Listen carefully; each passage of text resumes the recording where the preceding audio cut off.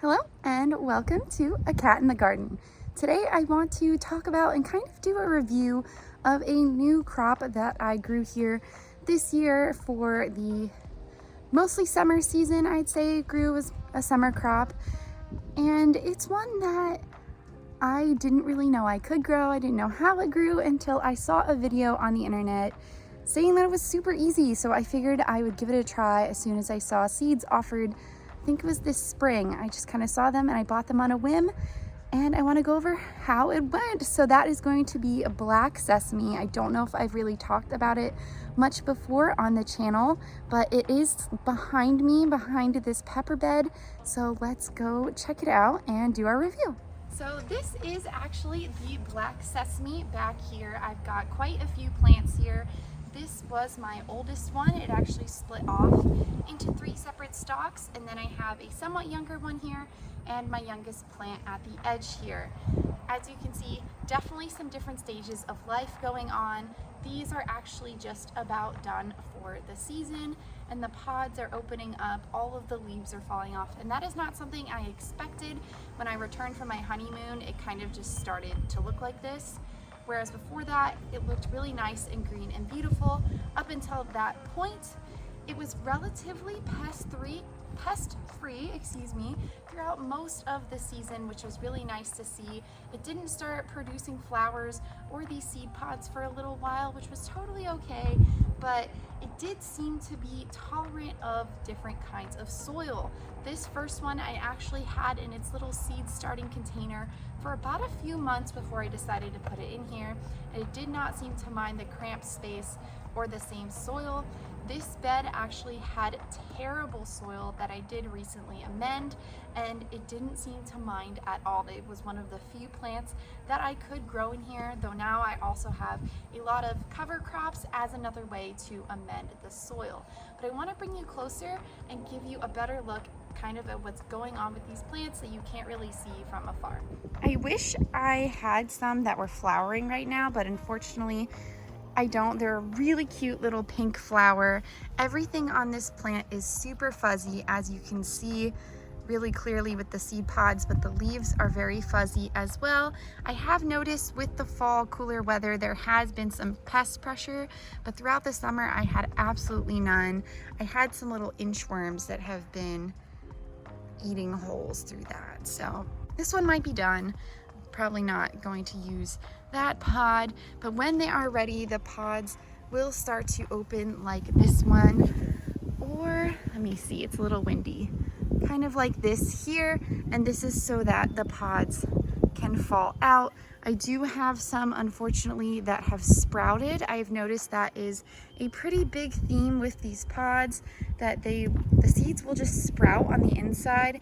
I've even tried harvesting them early like this before they separate, but I still get seeds that are sprouting, so I don't really know what I'm doing wrong there, but that's sort of just what it looks like from this point of view. As you can see, lots of old leaves that are just kind of dying off here. They get pretty tall. This is probably coming up to about my shoulder, so I'd say it's probably around 4 feet tall, maybe a little bit more. It's kind of a rough guess, but they mostly grow up in this vertical stalk, and then they will branch out as they get more mature. This one is just starting to branch out. This one is my youngest plant, so it is a bit behind, but as you can see, it is still producing really well. And this is just my oldest one that I started in March, which is why it's about done. It senses the change in the weather, and I'm assuming that they are not cold hardy.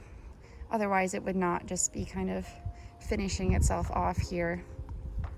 But that's pretty much what they look like up close. They're pretty nice, cool plants to grow. I've never seen anything quite like it. I had these up as little supports at first, but they honestly don't need it. They're very self-stable with growing upright like this. I was a little worried at first. I thought they might need something to climb, but they have since proved me wrong.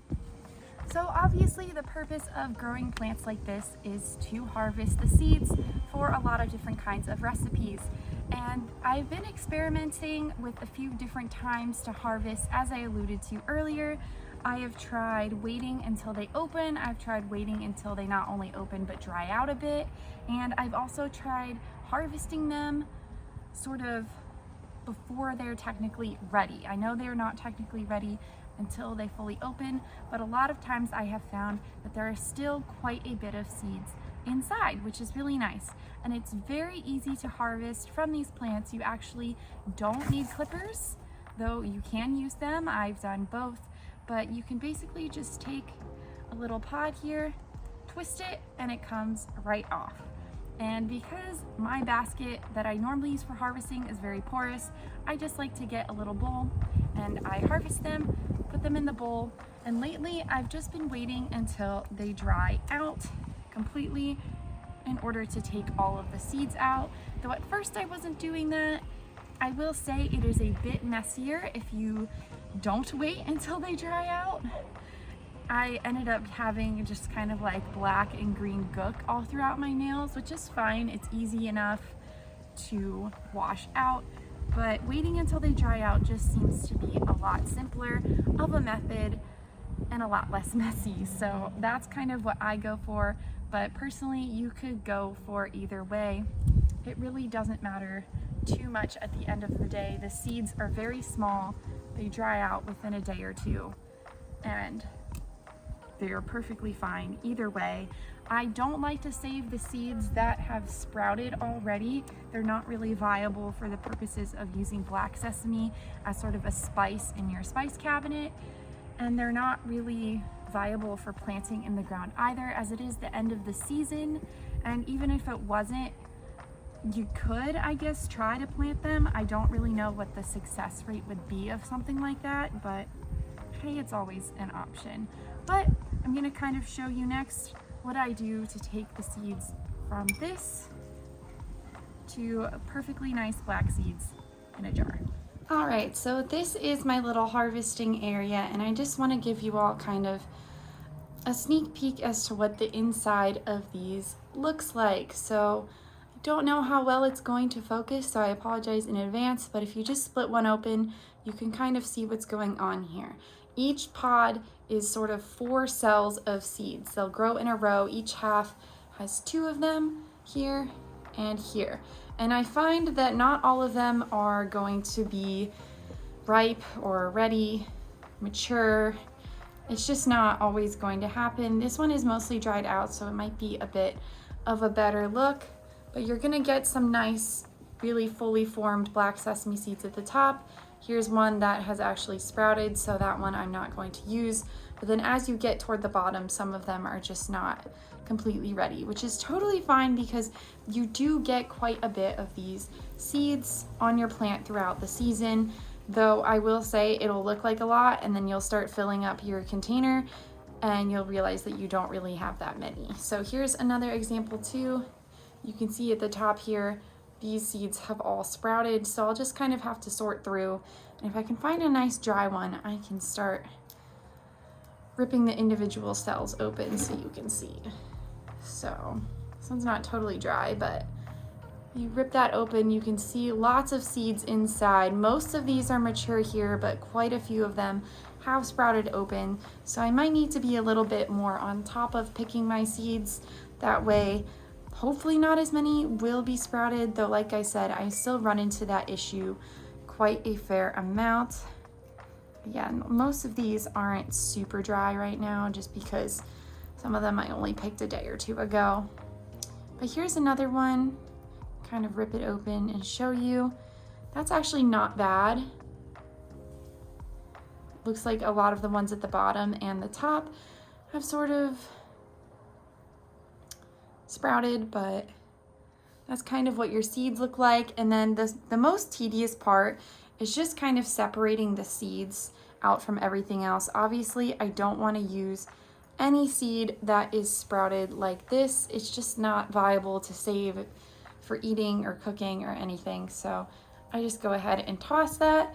But once you've got your seeds separated out, you'll be able to fill them up in any sort of spice jar that you choose. Obviously, I have not done a perfect job because there are some little bits of debris in here, but I really try my best and I make sure that I get whole sesame seeds, sort of like these, Nothing has sprouted in there.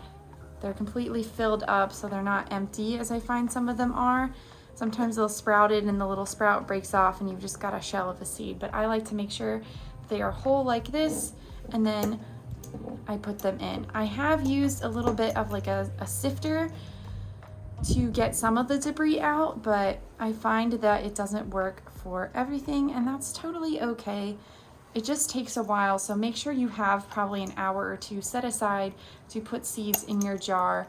This is what I've gotten for the entire summer, and I know it doesn't look like a lot, but there's probably over 100, if not 200 sesame seeds in here already. It just takes a while to fill up an entire jar, which I didn't know at first, which is why I only planted one plant, but I added the other two later on in the season, and they've really helped ramp up the production. So if I am going to grow these next year, I will probably grow more than one plant just so that I have enough to share. So after being able to grow these plants successfully for an entire season and being able to start them in different types of weather, the first one I started in March when it was pretty chilly, and the others I started in August when it was about 105 degrees every day.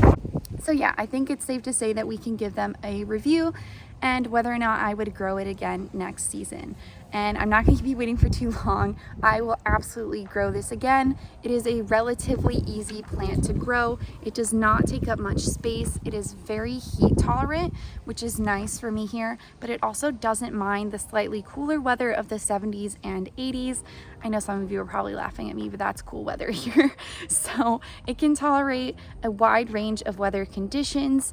It is very sturdy on its own. It's upright. You can grow them very close together, and there has not been a ton of pest pressure up until this point. So I'd say it has a really long growing season. The only downside is that it's just so annoying to get all of the seeds separated and harvested. But I feel like it's not the end of the world because sesame seeds are quite expensive at the grocery store, and I actually have a hard time finding the black sesame seeds. I feel like most of the time what's available are the white sesame seeds, and I know black sesame seeds are highly desired for lots of different types of desserts, especially fancy ones. Yes, hello Nutmeg. That was very cute. But yeah, that's kind of my review. Have you grown sesame seeds before? Have you heard of this plant before? Did you know that it grew like this? Because I didn't until I saw a video on the internet last season. Let me know what you think in the comments below. Would you give this plant a try? I hope you do. I hope you look for it next season or at some point give it a try. But thank you so much for watching this video. If you liked it, make sure to give us a thumbs up down below and subscribe so you don't miss anything from me and Nutmeg here on the channel. Thanks again, and we will catch you in the next one.